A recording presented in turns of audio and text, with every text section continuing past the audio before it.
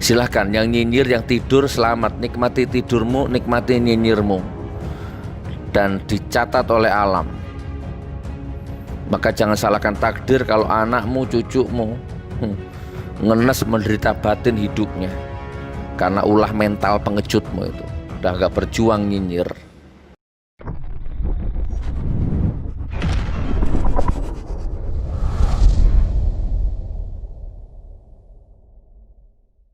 Assalamualaikum warahmatullahi wabarakatuh. Alhamdulillah, bersyukur kepada Allah. Allahumma sholli ala sayyidina Muhammad. Bersolawat kepada Nabi. Alhamdulillah, rakyat, masyarakat, umat, jamaah di seluruh elemen, anak negeri, bangsa, negara Indonesia yang kita cintai ini, Masya Allah, hari ini akan terselenggara demo, ya, demonstrasi besar-besaran. Semua turun, ya, buruh, mahasiswa, rakyat, ulama, kiai, aktivis 212 semua akan turun pada Jumat ini. Dan dari kemarin sudah berdatangan, ya, dari tadi malam sudah berdatangan ke lokasi. Hari ini hari Selasa, ya, tanggal berapa, Dek? Hari ini hari Selasa tanggal 13, nanti ba'da duhur acara dimulai. Dan ini bentuk akumulasi dari demo-demo yang terjadi di seluruh Indonesia. Nah, akumulasinya puncaknya hari ini. Walaupun ada sebagian pendapat berseliweran, ini masih belum. Ya, ini masih belum. Ya, tergantung perkembangannya nanti bagaimana. Dan alhamdulillah saya juga sudah sampai di Jakarta hari ini. Tadi malam saya sudah sampai di Jakarta. Insya Allah hari ini saya akan infakkan harta, infakkan tenaga, saya akan infakkan, sedekahkan harta, tenaga, pikiran, waktu, bahkan bila perlu nyawa, insya Allah, ya, kita akan berjuang, ya, untuk negara, untuk bangsa, untuk rakyat. Walaupun ini kata-kata ini kayak lebay, alay, ya, bagi orang-orang munafik, ini kan alay begini ini. Enggak apa-apa, sampai ketemu saudaraku, ya, sampai ketemu di puncak perjuangan. Ada beberapa, kita ngobrol santai aja, ya, sambil menunggu jam, ya. Kita detik ini terbagi menjadi beberapa orang, ya, ada beberapa orang terpecah, ya. Golongan pertama, nah antum termasuk yang mana ini? Orang yang pertama ini miskin, fakir, dimakan aja susah, hidupnya penuh dengan penderitaan, gak punya uang, tapi rohnya terpanggil, ya, jiwa nasionalismenya terpanggil, NKRI harga matinya itu terpanggil. Maka orang ini datang, entah itu jual TV, entah itu ngutang, ya, entah itu jual apa, dia berani datang, ya, untuk ikut andil dalam perjuangan ini. Itu poin yang pertama. Banyak orang yang seperti itu. Bahkan karena nggak punya uang, orang ini rela sepeda ontel, ya. Bahkan rela jalan kaki dan seterusnya. Ini orang yang pertama seperti ini. Terus orang yang kedua mampu, SDM-nya lumayan, ya, intelektual lumayan, kaya raya, dan orang ini ikut andil, terpanggil. Jadi bukan hanya orangnya yang hadir, bukan hanya jiwanya yang terpanggil, tapi uangnya juga hadir. Bukan datang sendiri, tapi ngongkosi banyak orang, niketi banyak orang. Ya, dia charter kereta api, dia beli pesawat, dia ongkosi itu berpuluh-puluh orang. Ini orang yang pertama ini. Orang yang kedua. Nah, terus kemudian ada orang yang ketiga. Orang ketiga ini makan di Indonesia, hidup di Indonesia, ya kan, minum air Indonesia, menghirup udara Indonesia, tapi orang ini cuek lihat bangsanya di cabik-cabik seperti ini, orang ini cuek. Masa bodoh gitu loh. Jadi orang ini nggak ngapa-ngapain, ya udah nggak ngapa-ngapain, nyinyir gitu kadrunnya. Jadi orang ini sibuk mengadrun-ngadrunkan orang. Emang nggak ada kerjaan, demo aja kerjaannya, nggak ada kerjaan, goblok, kadrun, kampret, goblok gitu kan, mau ditunggangi dan seterusnya dan seterusnya. Jadi dia nggak ngapa-ngapain, tapi nyinyir gitu. Padahal dia punya anak, dia punya cucu, dia punya istri. Ya, jangan-jangan anaknya, cucunya, istrinya jangan-jangan buruh, jangan-jangan kuli. Hei, saya katakan kepadamu ya, siapapun, sepanjang apapun dasimu, tak ulang ya, sepanjang apapun dasimu, semahal apapun jasmu, semengkilat apapun sepatumu, seharum apapun parfummu, catat itu. Sebesar apapun gajimu, setinggi apapun jabatanmu di kantormu, kamu masih buruh. Mau direktur, mau direksi, ya, apapun. Ya, saya ulang, sepanjang apapun dasimu, semahal apapun jasmu, seharum apapun parfummu, seklimis apapun rambutmu, ya, semengkilat apapun sepatumu, kamu tetap buruh. Kamu tetap kuli. Camkan itu. Dan kami berjuang untuk masa depan buruh, masa depan rakyat. Jangan sombong kamu, baru direksi, baru direktur, baru ketua Satpol PP dan begedutnya naudzubillah min dalik.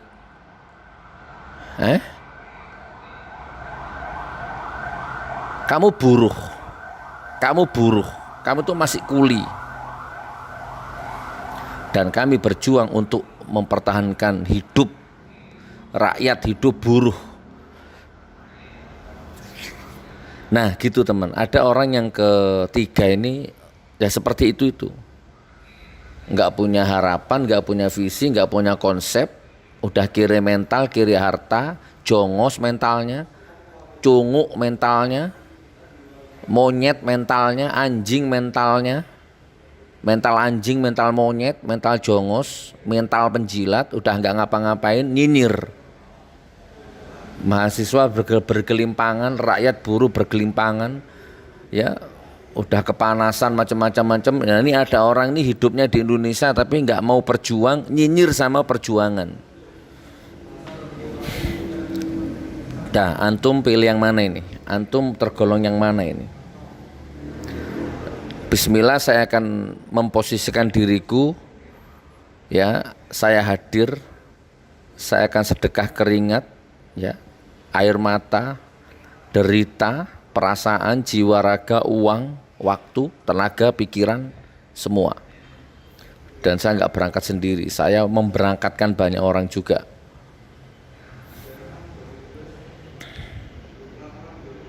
Ayo saudaraku, ayo.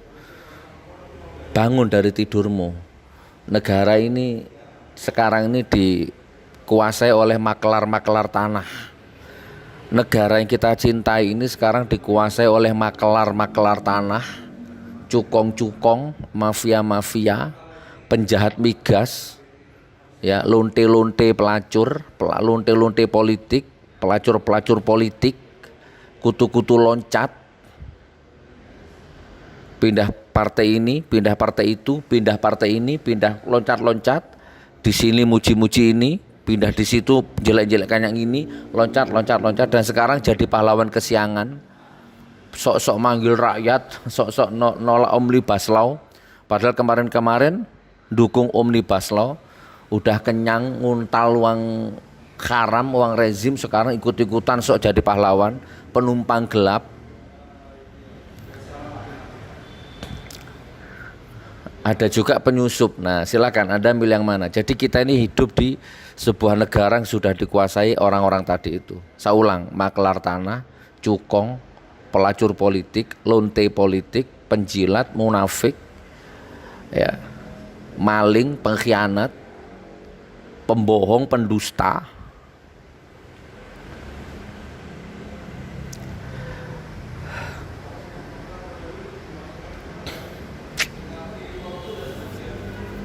Zamannya jungkir balik, polisi, saya sebut oknum biar nggak salah ya, polisi lah,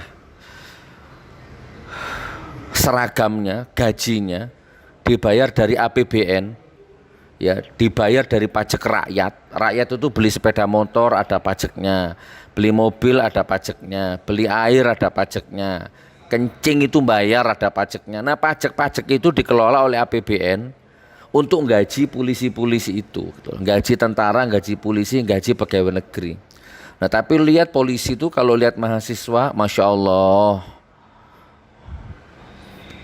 sifat iblisnya keluar. Padahal dia punya anak, jangan-jangan jadi buruh, ya dia punya anak mahasiswa mungkin, padahal dia sendiri juga buruh gitu kan. Nah, tapi memang itulah sistem, ya sistem yang sudah bobrok itu ya seperti ini memang.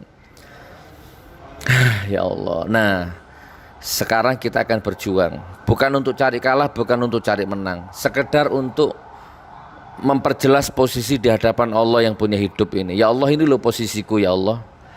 Mungkin keringatku tidak ada apa-apanya, mungkin air mataku tidak bernilai apa-apa, mungkin uangku, perjuanganku, jihadku, waktuku, tenagaku, pikiranku mungkin tidak seberapa nilainya ya Allah. Tapi minimal ini loh hujahku ya Allah, ini loh posisiku ya Allah, ini loh aku tidak diam melihat kedoliman, kemungkaran berlaku di negeri yang aku cintai ini. Negeri yang dibangun dengan darah rakyat, darah ulama, darah santri ini, aku nggak diam. Aku kurang lebih begitu. Jadi ini bukan cari menang, bukan cari kalah. Oke ya, saya percepat sampai ketemu di aksi nanti pada duhur Selasa tanggal 13. Silahkan yang nyinyir, yang tidur selamat, nikmati tidurmu, nikmati nyinyirmu, dan dicatat oleh alam. Maka jangan salahkan takdir kalau anakmu, cucumu ngenes menderita batin hidupnya karena ulah mental pengejutmu itu, udah gak berjuang nyinyir. Oke, saya tutup. Saya tampilkan beberapa video sekedar untuk hiburan aja, tonton. Ada orang bilang, ada pejabat bilang, saya tuh dikritik gak apa-apa kok, mau dikatain sarap, dikatain gila gak apa-apa saya. Nah, catat ada videonya. Berarti polisi nggak ada alasan untuk nangkap siapa yang mengatakan orang ini gila. Ini orang gila, ini orang sarap. Polisi nggak bisa nangkap karena dia sendiri sudah ngomong, aku nggak apa-apa dikatakan gila. Ada videonya. Dan yang lain-lain ada juga makelar tanah. Di sana kalau di luar negeri ada tanah dijual 1 juta, ya di sini kita obral 500. Itu makelar tanah, ada videonya, nanti ditonton. Dan lain-lainnya. Salam satu hiro, salam perjuangan. Wahai anakku, cucuku, kelak ya, momentum demi momentum, perjuangan demi perjuangan, darah demi darah, nyawa demi nyawa berlalu di Indonesia ini. Dan alhamdulillah hari ini abimu beserta seluruh buruh rakyat, ulama ikut andil dalam momentum yang satu ini. Mudah-mudahan tercatat dalam sejarah ridhonya Allah. Syahid fisabilillah. Assalamualaikum warahmatullahi wabarakatuh.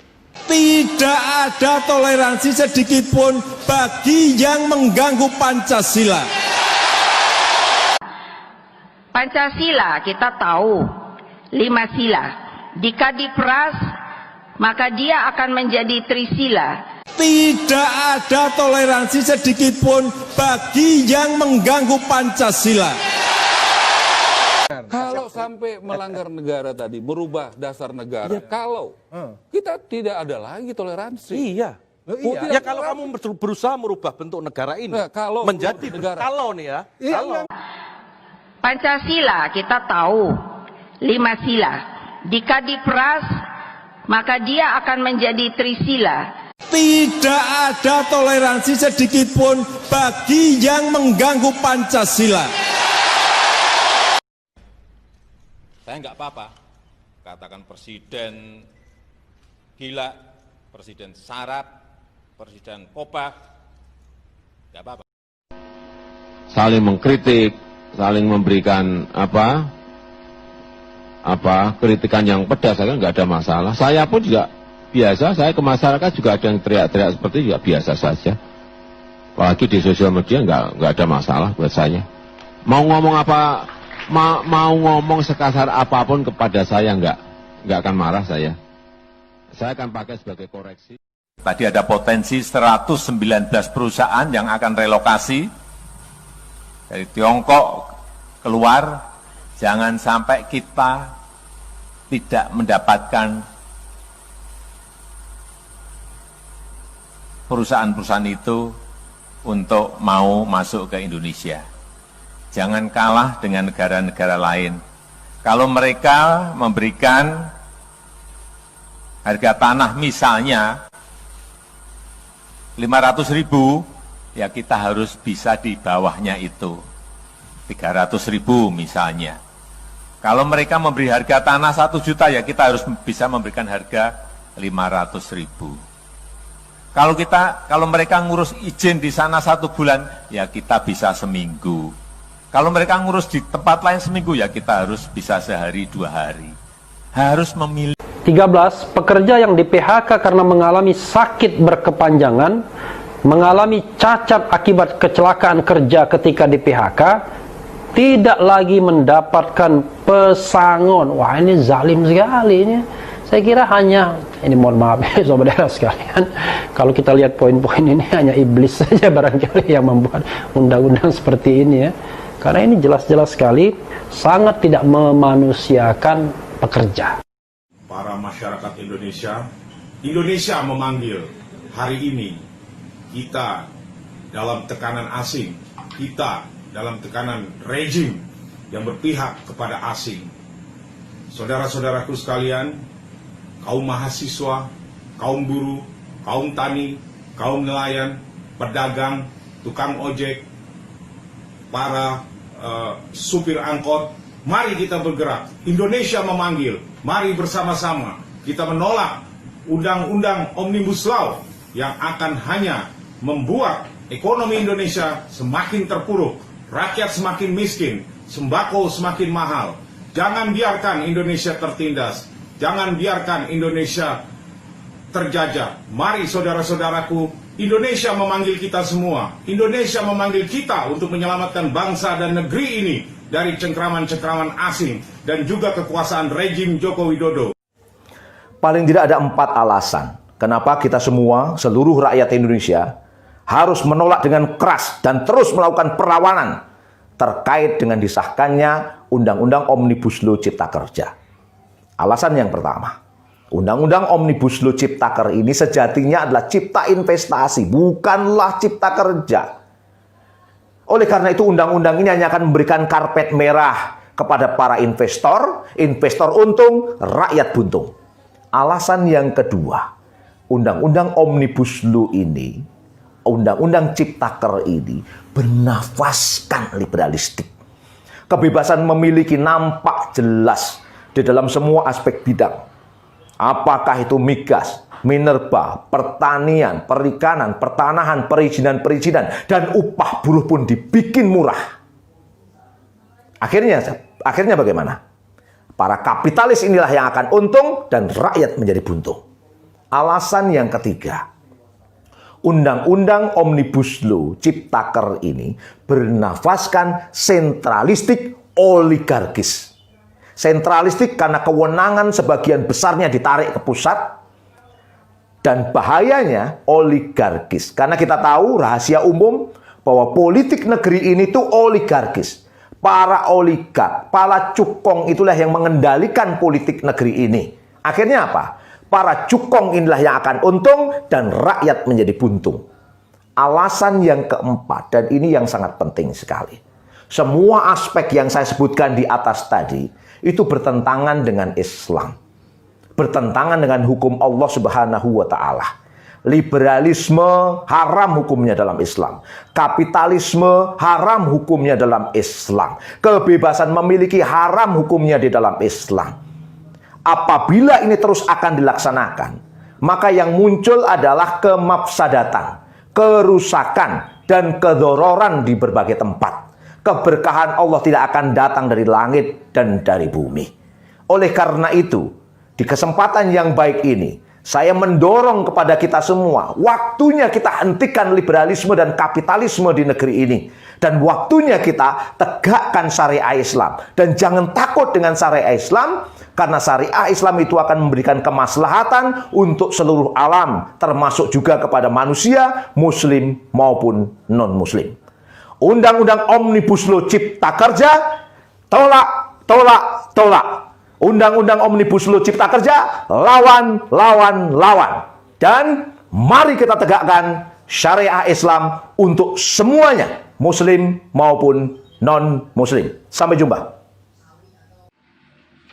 Assalamualaikum warahmatullahi wabarakatuh. Waalaikumsalam warahmatullahi wabarakatuh. Saudara-saudaraku dari Sabang sampai Merauke, kami semua sopir-sopir mikrolet angkutan umum yang beroperasi antara jurusan Kampung Senen dan Kampung Melayu dengan nomor T 01 sore hari ini, hari Senin, dengan bersama-sama dan jujur mengakui dengan sebenarnya kami cuma dibayar Rp350.000 per mobil. Sekali lagi kami mohon maaf kepada Bapak Jenderal Gatot Nurmantio, Bapak Letjen Soeharto, Bapak Maijen Sunarko, dan kepada Bapak Maijen Heros Padupai. Kami sangat menyesal dengan kejadian di Taman Makam Pahlawan Kalibata. Kalau seandainya kami tahu, mungkin kami semua tidak akan mau. Dan kami juga, dan khusus untuk para sopir, mendoakan agar perjuangan bapak-bapak berjalan lancar dan berhasil. Dan kami juga mendukung agar Undang-Undang 45 dikembalikan menurut aslinya dan Pancasila tetap harga mati. Apabila Undang-Undang 45 dan Pancasila mau diganti, kami siap mati untuk bapak-bapak jenderal semua. Titik dulu. Berhenti dulu. Berarti Dan kepada jenderal-jenderal yang sudah jadi pengkhianat, agar cepatlah bertobat sebelum ajal menjemput. Assalamualaikum warahmatullahi wabarakatuh.